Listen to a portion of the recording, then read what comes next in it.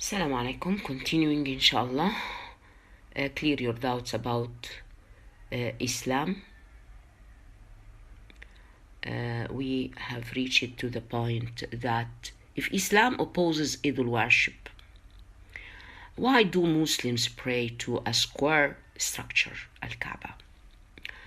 The simple coupe-shaped stone building located in Mecca is called the Kaaba, or the scared house. It is the point toward which Muslims face when they pray. When they pray, their faces face the Kaaba. The Kaaba is a cube-shaped stone building located in Mecca called the Kaaba, or the scared house, and it is the point towards which Muslims face when they pray. And although Muslims face the direction of Kaaba during prayer, they do not worship Kaaba. Muslims worship and pray only to God, Allah subhanahu wa ta'ala. The Kaaba was built by Prophet Ibrahim alayhi salam and his son Ismail in response to God's command over 4,000 years ago. Ibrahim consecrated the house for the worship of the one true God and invited all humanity to visit it for that purpose. Even today, Muslims who are physically and financially able are required to make pilgrimage to it once in a lifetime. The Kaaba has remained at the center of a continuous tradition of worship and devotion up to the present day, symbolic of permanences. It is permanent. It is a symbol of permanence, constancy, and renewal. Again, the Kaaba actually isn't Muslims' side for directing their worship to, but it is for all over the world Muslims. Because Kaaba was built by Ibrahim, Prophet Ibrahim alayhi salam, peace be upon him, and his son Ismail, peace be upon him, in response to God's command over 4,000 years ago. Ibrahim constructed the house for one item, which is worship of one true God, and he invited all humanity to visit it for that purpose only. Even today, Muslims who are physically and financially able are required to make a pilgrimage to it once of their life, once in a lifetime. The Kaaba has remained at the center of a continuous tradition of worship and devotion up to the present day, symbolic of permanence, constancy, and renewal. There were periods in human history during which mankind deviated from the monotheism taught by God's prophets. Before the event of Muhammad, religion among the Arabs had degenerated into polytheism and paganism, and Mecca was completely submerged in adultery. Some idolatry, idol worship. Some 360 idols had been placed in and around the Kaaba to be worshipped there along with God. Prophet Muhammad was sent to restore to mankind the pure monotheism taught by all the messengers of God, and reinstate the worship of God alone, having no partner. And this he accomplished, and the Kaaba was finally cleared of all man-made deities. And among the ancient religions, among the ancient religious rites particular to the Kaaba, is walking around. Among the ancient religious rites particular to the Kaaba is walking around it. And this suggests the integration and the unifying power of monotheism in human life, and how a Muslim's existence should revolve around a pure devotion to God subhanahu wa ta'ala. The Kaaba symbolizes the unity of all true religion, the brotherhood of all the prophets, and the essential consistency of their message. Again and again and again, in order to understand this point very precisely. Kaaba isn't at all for Muslim only, and it isn't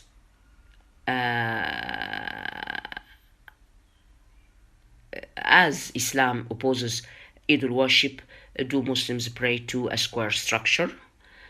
Actually, this point we have to analyze it in details, saying that Kaaba is a simple cube-shaped stone building located in Mecca, and it is called the Sacred House or Kaaba, and Muslims point towards their faces where they pray. And also, although Muslims face the direction of Kaaba during prayer, yet they worship Allah alone, having no partners. So Muslims worship and pray only for one God, Allah subhanahu wa ta'ala. That Kaaba was built by Prophet Ibrahim and his son, peace be upon them, to God command over 4,000 years ago.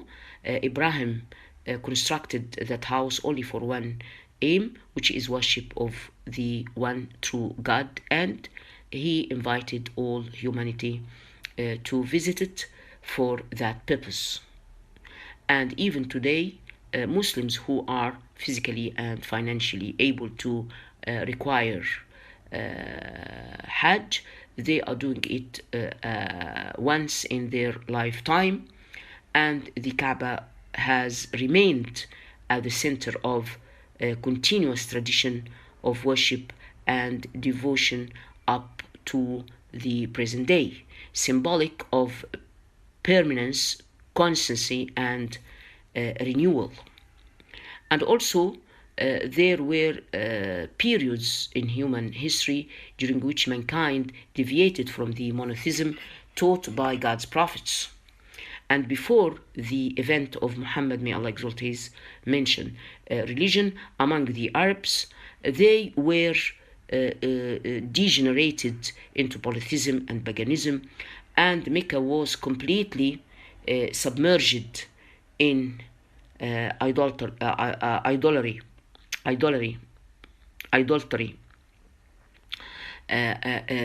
and some 360 idols had been placed in and around the Kaaba. They were worshipped there along with God.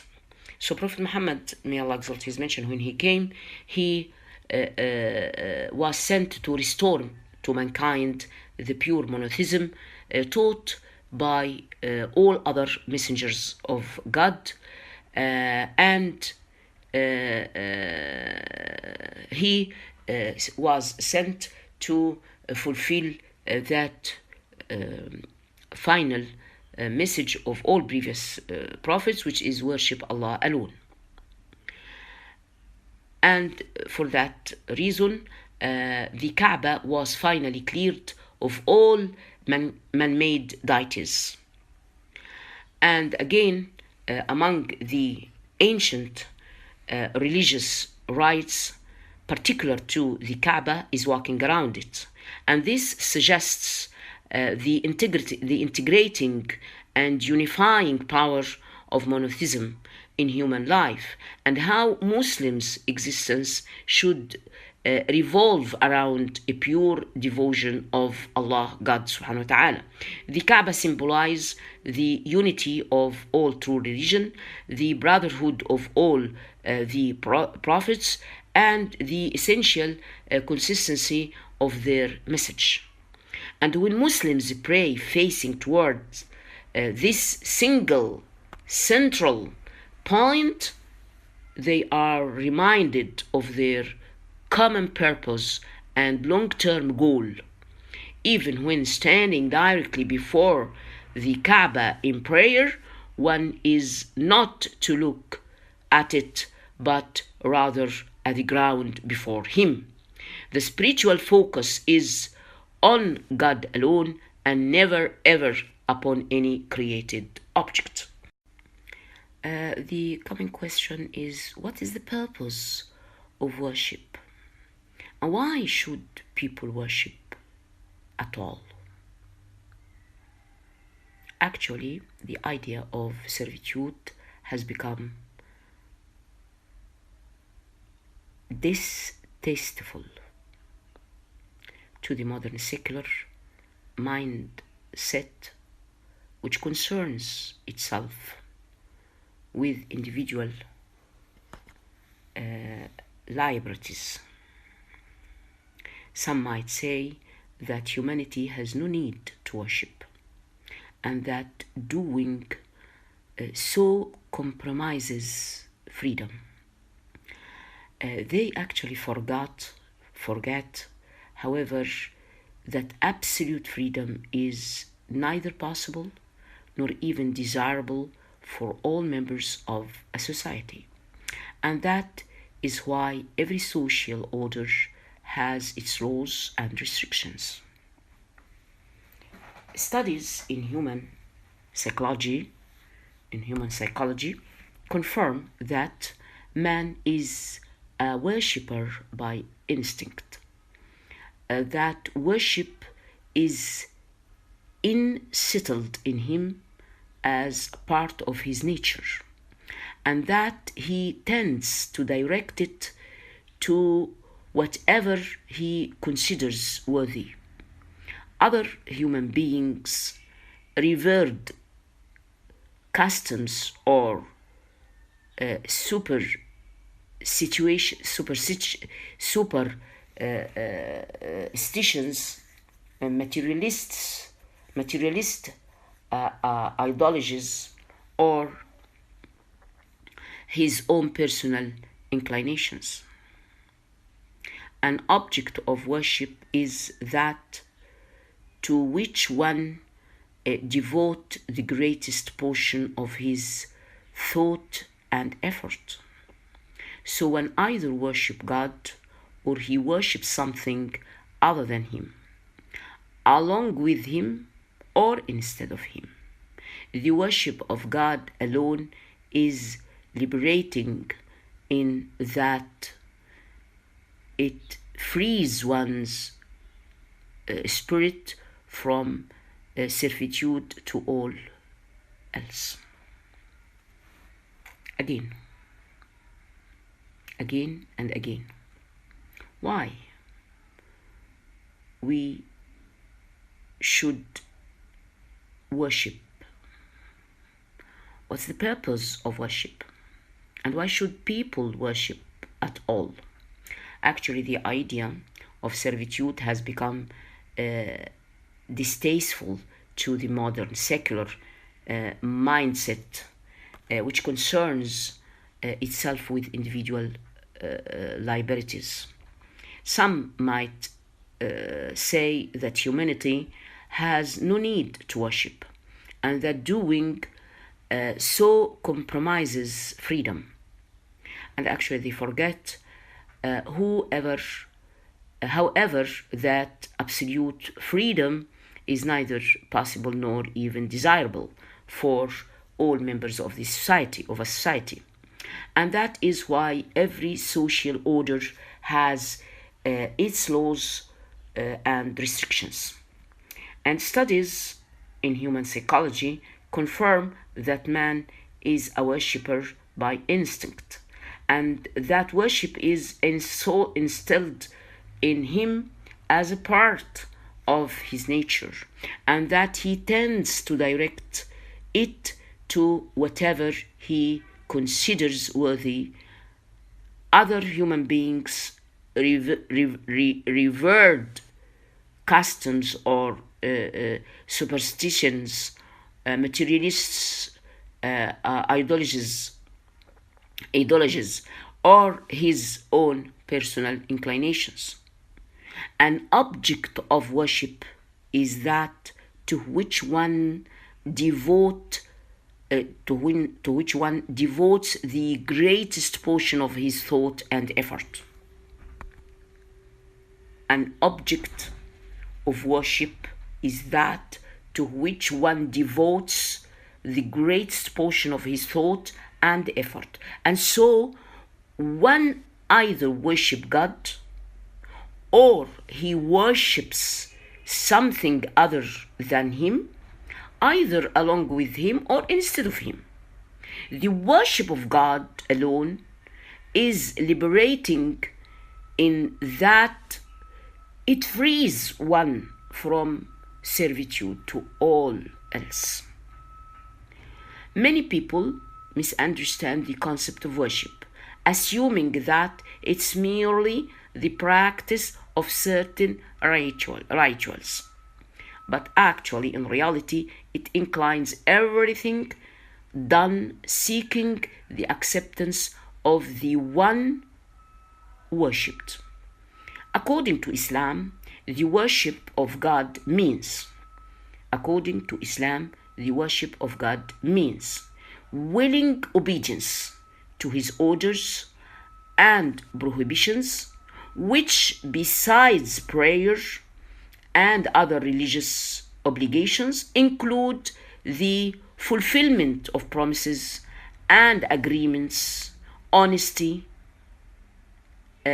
precision in work, teaching and counseling, encouraging righteousness, assisting others, opposing injustice, and so on. Again, according to Islam, worship is a widespread meaning.